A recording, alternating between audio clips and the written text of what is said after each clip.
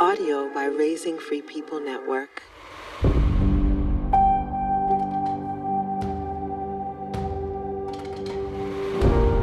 There are hurricanes I've stepped into that were not mine to weather, storms that I mistook for service, pain I tried to intercept, when what was really being asked of me by grief was pause, stillness, allowing. Can you relate?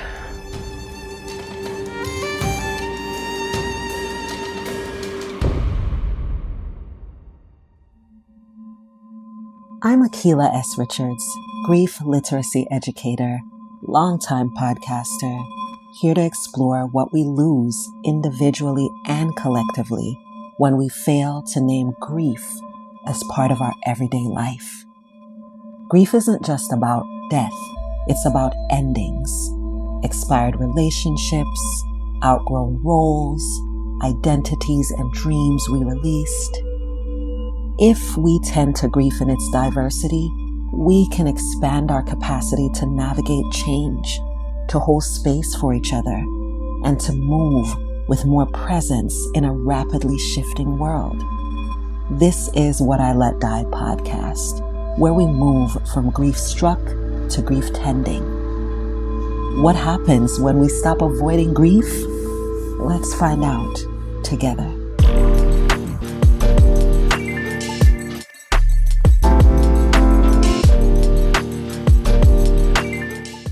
Hey, you. Welcome back to What I Let Die podcast. This is episode 11, second to last in the season. And this episode lives inside the tools and practices section of our grief literacy journey. I've shared with you through a few episodes that we have 4 parts here. Really intentional flow of episodes. And this is where we are offering, we as in me, everyone that I have learned from, the spiritual guidance that is compelling me to do this, your energy being matched as a listener and participant. We are talking today about daily grief tending. Not the deep dive only, light some sage and cry kind, but the kind that whispers in the morning routine, right? The kind that weaves or braids itself into how we breathe during conflict. The kind that shows up when we're standing in line or silencing a group chat, putting it in archives, like that kind, because grief isn't something that only knocks once a year or when we lose someone or anniversaries or at a funeral. Grief is in the body, this thing we move with every day, no matter what that movement means, whether we're walking or just breathing and blinking our eyes. Grief is in the body. It's in patterns. It's in the tension that we call fatigue. It lives in these subtle ways. And if we're not tending to it daily, it starts to build shrines in the places where our joy and our ease used to be. Because grief needs our attention. And sometimes to build a shrine, a really well tended to altar for itself in our bodies, is what grief does to try to get our attention if we are not tending to it daily. Let's start with some reflection on where we've been over these past 10 episodes. We have certainly talked about grief beyond the grave. We've sat with friendships ending, family estrangement, parenting grief, workplace grief, cultural expectations. We've talked about letting go of who we thought we were supposed to be, or who people got used to that we no longer are. Along the way, we've talked about pointing out grief as a teacher, right? Grief as a way to know ourselves differently. Grief as a practice of not fixing something because the shit is not fixable. We talked about knowing ourselves. We talked about what grief takes from us and what remains. There's actually a video sermon that I made and never published anywhere. We're in May right now, early May as I'm recording this, and I did it, I think, towards the end of last month, and it's called The Grief Thief. If you want to see it, send me a message or tag me in the chat room, the Wild Podcast chat room, and I will send you the link to it.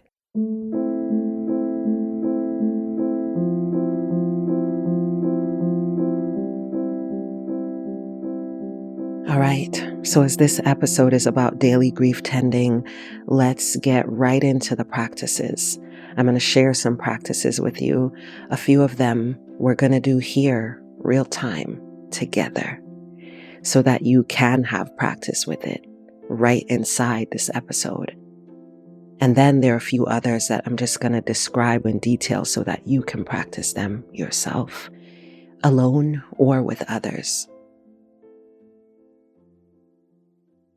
This first practice, I'm calling this a daily micro practice, came through my saviorism work.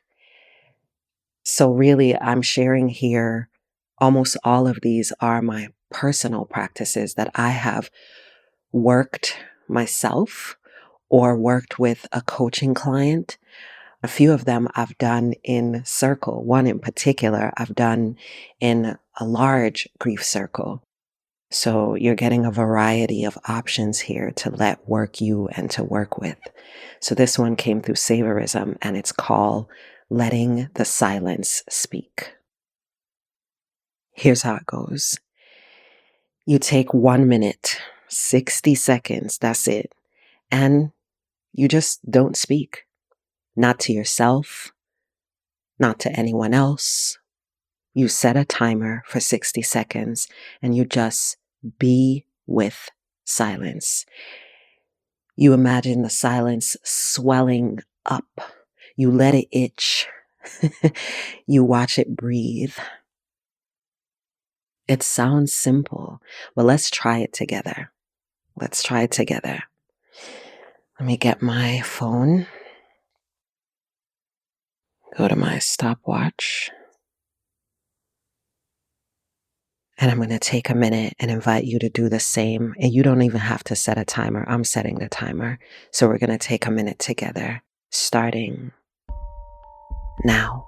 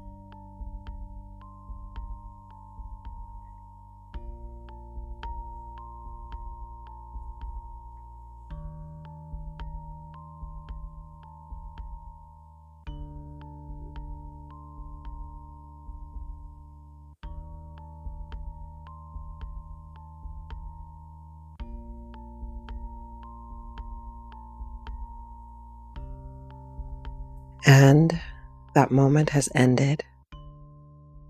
I want you to pay attention to what came up. And if you feel nothing or felt nothing, notice that too. Because you did this within the context of grief without any specific prompt besides to be silent. There may be subtle energies, thoughts, feelings, pings that made their way to the surface as a result of that silence that didn't have any expectation attached to it. That's what that practice letting the silence speak is about. It's about removing any expectation and just practicing to be able to be with whatever came up. Because grief doesn't always show up in tears or rage or something we can vocalize or notice. Sometimes it shows up in the tension or detachment or something we notice that we're not tying to grief, like twitchy fingers or itchy ear. So to get to know yourself as a grief tender is also to allow silence to speak to you about what in your body, what in your brain, what in your heart is present that shows up in relationship to grief, but you never connected it to grief. For some, this will be a really informative reflection. For some, and I don't mean some people, I mean sometimes, some minutes. For some 60-second runs, it'll feel like, well, at least I got a chance to be quiet for a second, but I ain't noticed nothing. Cool, cool, cool, cool. Other times, you might want to extend it to more than a minute. My recommendation is that you not do that.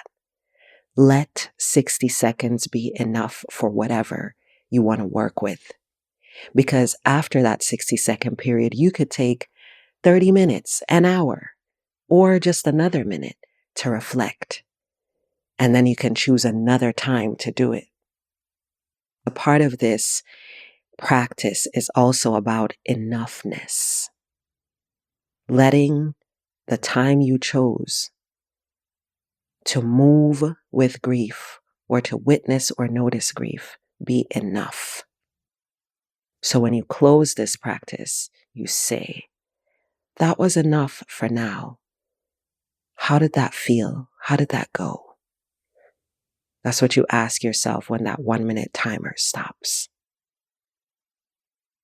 And you can always come right back to this episode to do this with me if you want to do it with someone who has no expectation of you, who don't even know you like that, who's just here to be with you as you learn how to notice and witness your grief. Okay?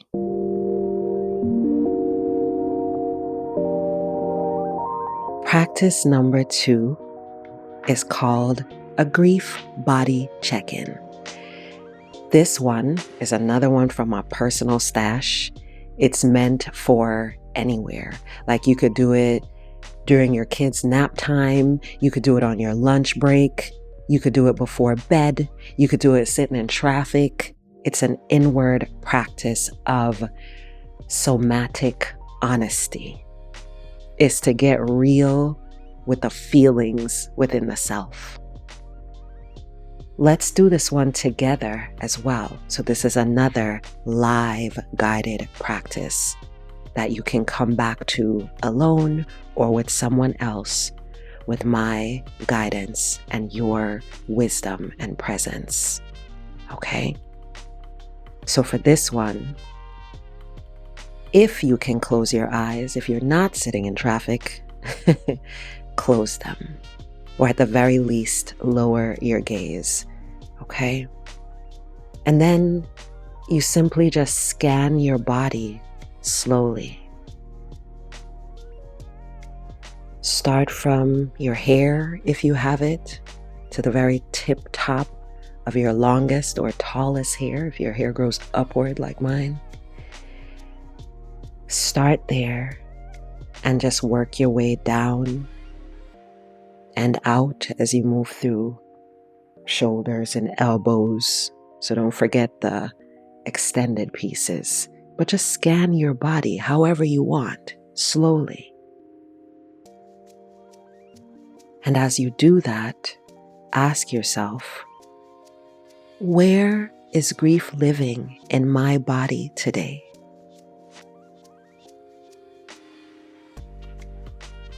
Ask it out loud if you can. Where is grief living in my body today? And you let your body answer, not your brain. So this is why while you're asking this question, you are scanning your body slowly.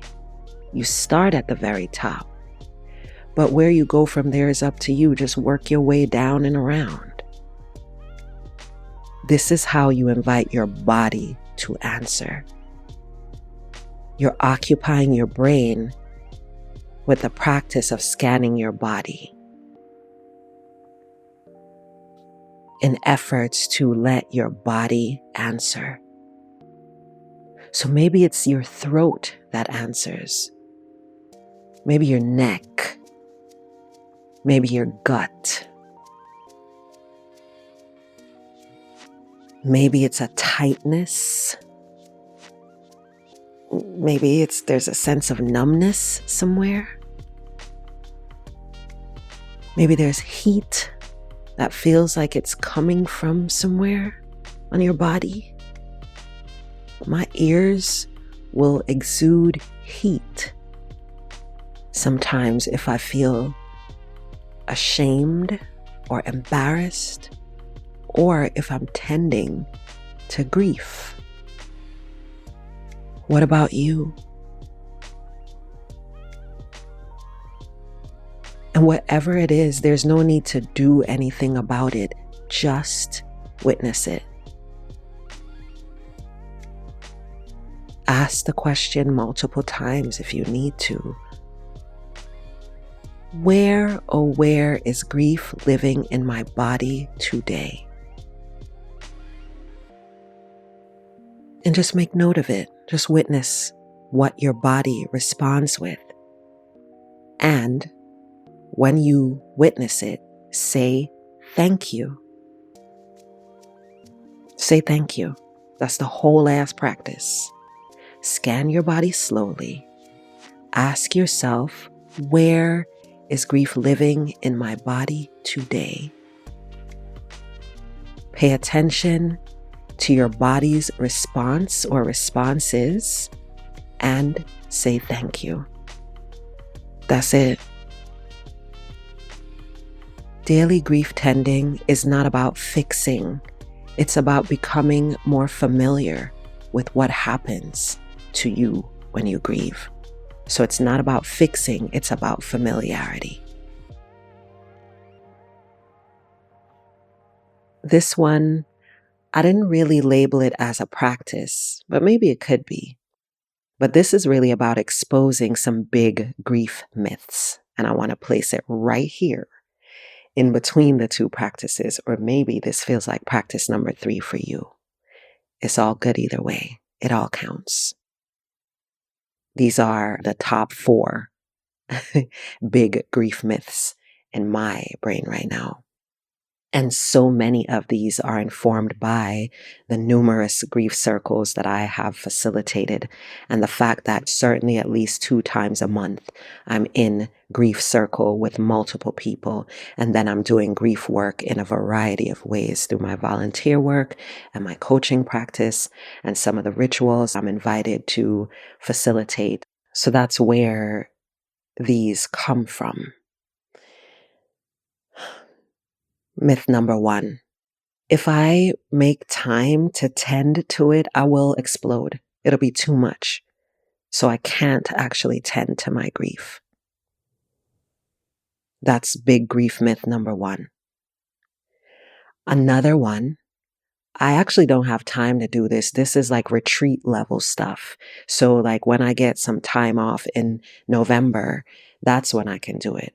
Because really, I don't have time to tend to my grief or whatever. The third of the 4 big grief myths is, if I was really healing, I wouldn't still be hurting. If I was really healing from the grief, the intensity, the weight of this loss, then it wouldn't still hurt so much. And the 4th one is, if I do it real quick, if I just take a minute or 2, and that's cheating. I need to be really deep in the pain. I really need to get into it. I can't just take a moment. That's not enough. And I'm not going to give you like fixes for these things. I just want to say to you that, love, if you're breathing, you're grieving. Not going to lie to you. Grief is subtle sometimes, and other times it's overt. But if you are breathing, you are grieving something. And tending to it is not about intensity, it's about relationship. Just like with your living, perhaps human or more than human partner, you don't always have the time, energy, space, capacity to do level 10, showing my love and attention type shit. Sometimes it's just a quick hug or a glance and a smile or a quick message, I'm thinking about you. Or if it's your more than human friend, it's a little pat on the head, a rub, a little loving language. Hi, moody, moody, poodoo. Like I do with our dog, Phoenix, just right quick. Tending to grief is not about intensity. It's about relationship, just touching it a little bit. Sometimes with just a mere gaze, sometimes just with your ability to notice it or witness it. That's it.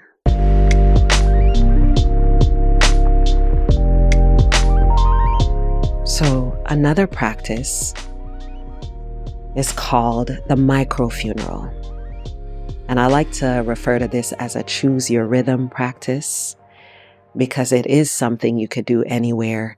And I call it choose your rhythm because you can do it in a moment, like a 1-minute situation, or it can be long, deep ceremony.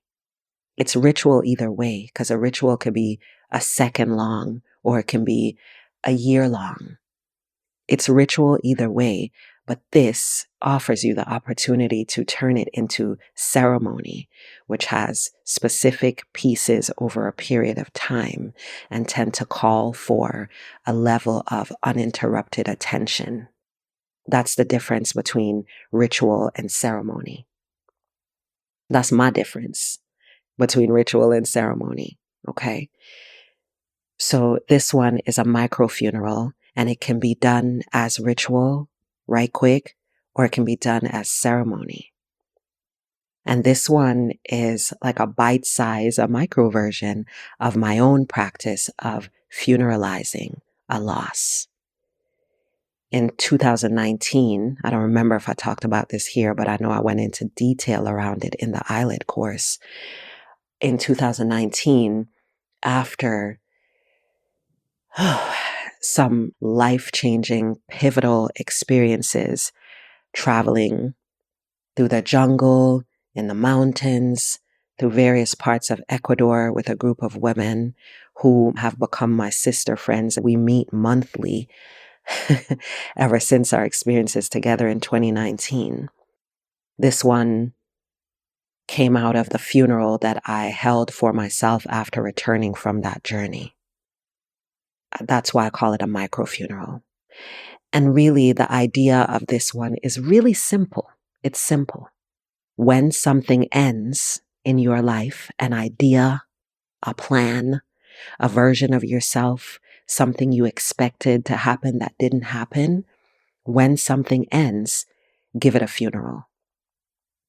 That's it. You give it a funeral. You light a candle, you write a note, and you say, I release this. And then you take that note and you burn it or you bury it. Or I like to use the water ritual. Maybe you write it on a 1-ply toilet paper, or you split the toilet paper open. You bring it down to its bare minimum, its first ply, and you write on that with marker. And then you use some hot water and you pour it on there and you watch it dissipate. And the ritual might last as long as it takes for it to dissipate. I sometimes will take like a toothpick and swirl it around in there so that I am the agitator. I am accelerating its dissipation. It's like I want to influence the shit. It's different than fire because with fire, once I light it, it feels like the fire is doing the burning even though I lit it. But when I use water and I agitate it, somehow it feels, I don't know, more powerful. something. I don't know. But whatever works for you, you could bury it, you could burn it, you could flush it, you can put it in water. But the simplicity of it is that you are recognizing that you can funeralize something. You can eulogize something. Your note is the eulogy, even if it just says, I release this, or maybe it says more about it. But the simplicity of the idea is that you will practice noticing when something has ended for you that isn't just about a person dying, but about an idea, a plan, a relationship, a version of yourself, an expectation. You can even practice it with things that don't feel that deep to you, like a meal that you were looking forward to, that you cooked it or somebody cooked it for you and you ate it and it was just like freaking perfect. And at the end of it, you give it a funeral. You can practice with something that ain't that deep so that when it does come to some shit that is that deep, you got some practice muscles already building and getting stronger. So that is it. When something ends, you give it a funeral. You light a candle, you write a note, you say, I release this. And you flush it, burn it, bury it, drown it. Or you just sit quietly and name it.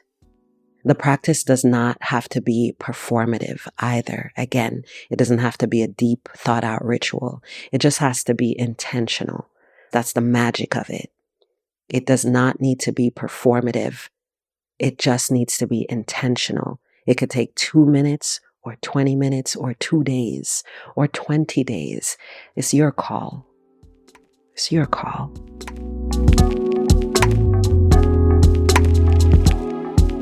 This last one that I'm going to walk you through is called Composting Grief. This is another one that comes from my personal stash. And this one came as a result of the second round of the Eyelid Grief course. We somehow had a lot of conversations that tied in permaculture and gardening. And so this one rose up out of that, composting grief. Because in some ways, grief is waste. It's what's left. It has elements of it that we will not be able to do anything with anymore. But grief is also nourishment. Just like compost, it's what's left after something is gone, right? Whether that thing is a relationship, a dream, a role, a belief, something ended, something died, maybe someone died. Something got dropped or taken or unraveled, and now you're holding the remains. And not all of the remains are useful, but not all of them are useless either. So this practice, composting grief, is about letting what's still alive in the grief find its way to you without you needing to carry the rot. So here's how we do it. Here's how to begin. I'm going to describe it to you in detail. You start by you name what's dying. That's the first step. Step 1, name what's dying. Out loud or in writing, name something that is ending or has already ended. So it might be an identity, like I'm no longer the one who fixes everything. It might be a relationship. We don't talk anymore and I still check their Instagram page. It might be a belief. I thought I had to be useful in order to be lovable. I thought that I had to show up on 10, ready to do anything for this person in order to show that I am lovable. Or I really thought that I would be able to retire this year. Whatever it is, the belief, the identity, the relationship, the expectation, the hope, the person, whatever is dying or has died, name it. And then step 2 is you ask a question. What's here that still has value? Simple question. What's here that still has value? And you don't have to answer right away, but composting requires heat and time. So you start that process of heating up and allowing time by asking some more questions. I'm going to give you the specific questions and you could replace these with your own. But here is what I have for you to get this compost heap started. What did this version of me teach me? That's a heat and time question. Another one is, what parts of this loss are rich with memory, clarity, beauty, wisdom? Another heat and time question. What was actually joy-centric in this grief? What are some of the parts of joy that are really true and remain true about this thing that I'm grieving? And then the fourth heat and time question is, what will I plant with this? All right. So the first question was, what's dying? And the second question was, what's here that still has value? And then we had 4 questions that brought heat and time into the mix. And then the third step is give the grief a place to decay. That's the last step. This is about creating a grief compost pile, so to speak. And it could be anything. It ain't even got to be a ceremonious thing. It could be a box under the foot of your bed with like letters, old art, receipts. It can be digital, a folder in your notes app or in your Notion space. Like that's where my grief pile lives, in Notion, in an app. Another grief compost pile that I continue to nurture is a playlist of songs. Some of those songs used to hold like strong meaning to me in a beautiful way, but now they sting, they hurt because I associate them with a particular person or a particular time in my life. That's a huge one. A grief compost pile can be a list of things that that you don't mess with no more. Like basically a list of things that you're no longer pretending are working.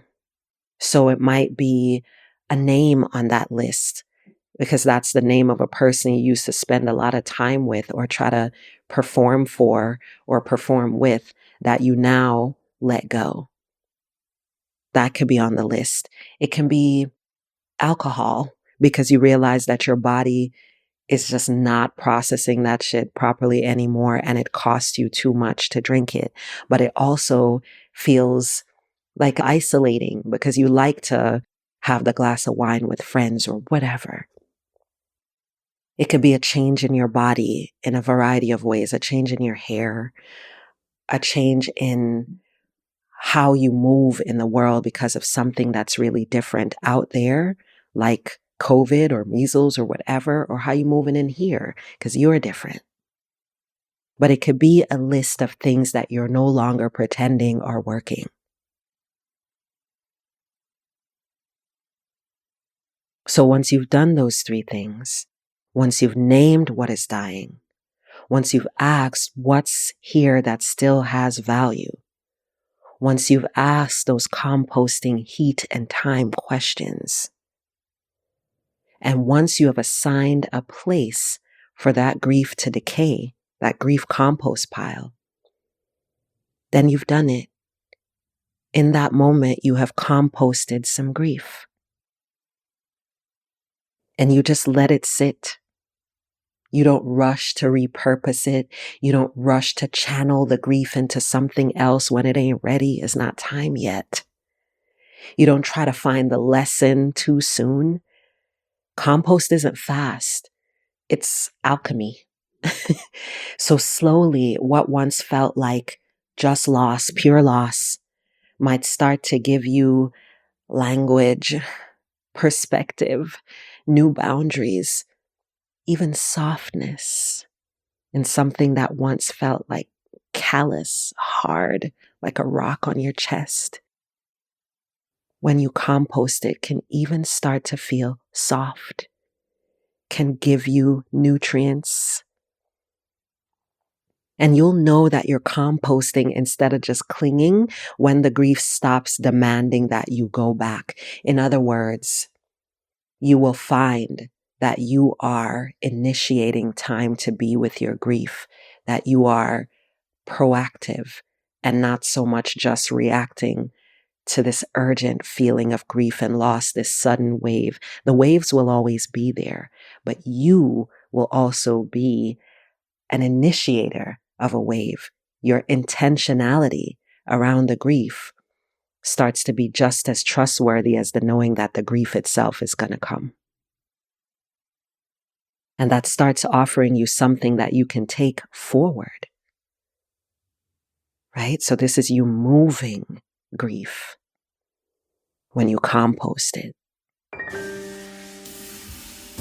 Yes, yes, yes. I'm going to take a moment here to make a special note about Kananápo, the word that we use for non-body deaths. We use the word Kananápo to speak about the kind of losses that do not involve a body that died. This podcast has been filled with those kinds of deaths, right? Not of people, but of possibilities, of routines, of belonging. And every practice that I'm offering today applies to those deaths too. I cannot say that enough. Even if no one died, as long as something important to you ended, you are allowed to grieve it. And I would say you need to grieve it.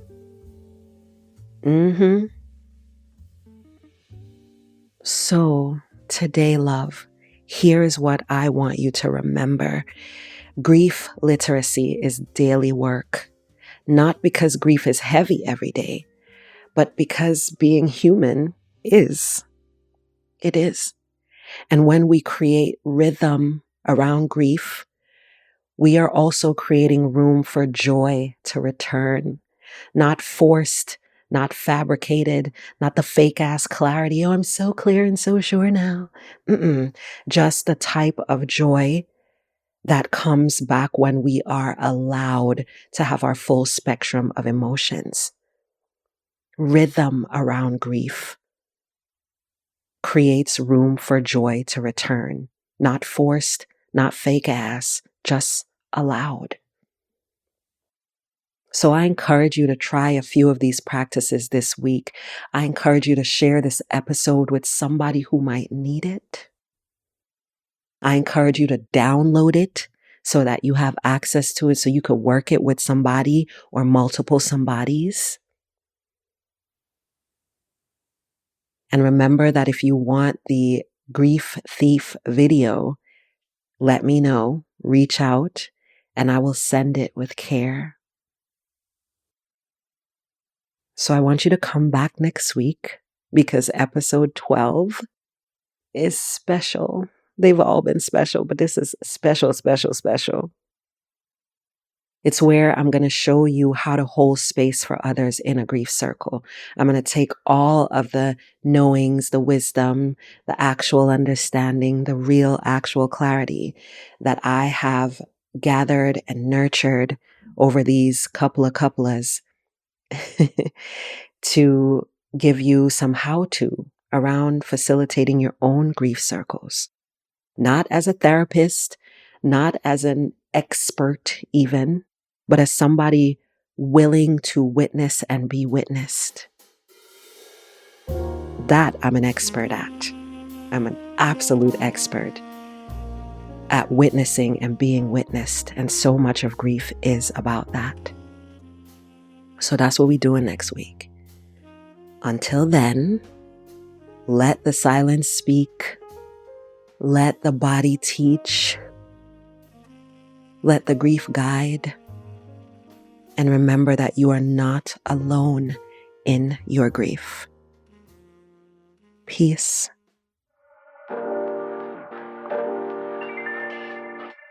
This episode is part of a multi-episode series that serves as a public, free grief literacy project called What I Let Die podcast. The show is co-produced by Akila S. Richards and Kate Umstetter-Thompson. Sound editing by Juan Perez. Show art by Chris Richards. Much of the content comes from or is inspired by Akila's Grieftenders course called the Eyelid Course, an acronym for I Let It Die. Show notes and resources are available at radicalselfie.org/wild. Share the show with friends, and be sure to rate the show wherever you listen to it.